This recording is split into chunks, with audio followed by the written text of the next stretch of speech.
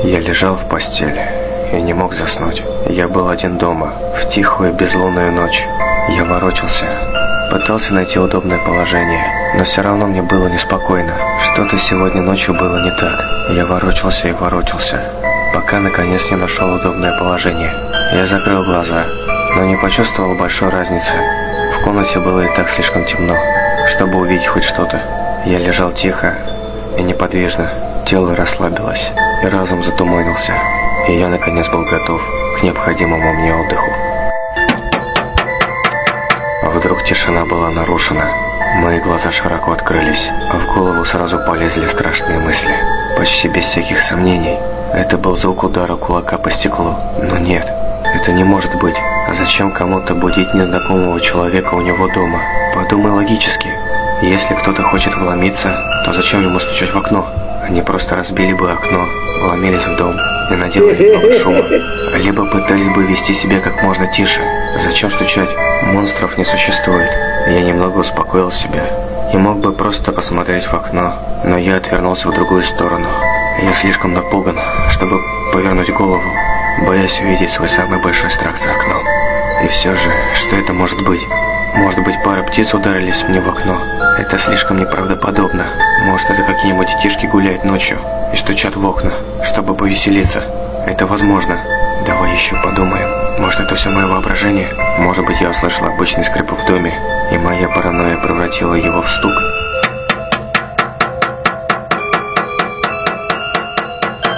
Нет, определенно это не мое воображение. Эти чертовы дети постоянно шалят. Они не сдадутся, пока не получат какой-то реакции.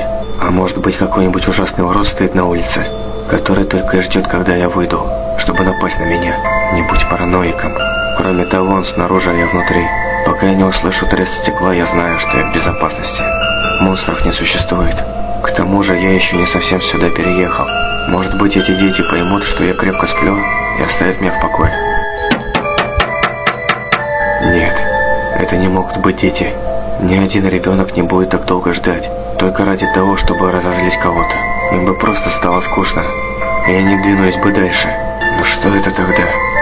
Почему серийный убийца из всех людей на свете выбрал именно меня? Подумай логически. Монстров не существует. Не будь параноиком. Они снаружи, я внутри. Пока я не услышу треск стекла, я в безопасности.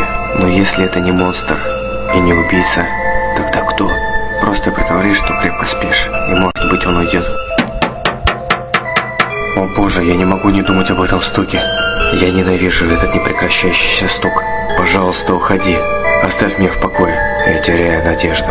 Кто бы это ни был, он собирается зайти внутрь и сделать со мной что-нибудь ужасное.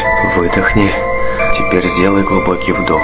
Я ощущаю, как сердце выскакивает у меня из груди. Просто расслабься. Монстров не существует. Помни, они снаружи, ты внутри. Пока не услышу треск стекла, я в безопасности. Повторяй это. Не позволяй страху победить себя. Просто делай вид, что спишь. Не шевелись.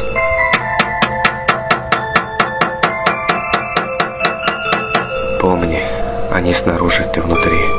Пока я не услышу треск стекла, я в безопасности. Монстров не существует. Просто делай вид, что спишь. И молись, чтобы это закончилось. Пока не услышу треск стекла, я в безопасности. Слезы начинают стекать по моему лицу. Монстров не существует. Монстров не существует.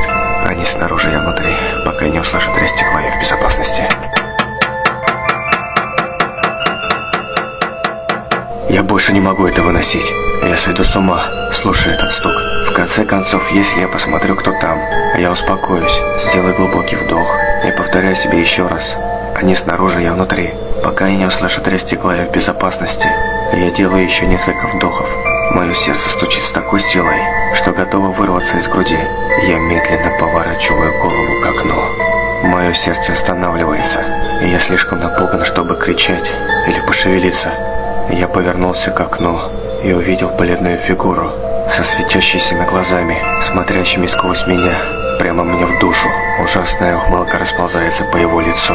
Все это время оно стояло внутри, стуча в мое окно.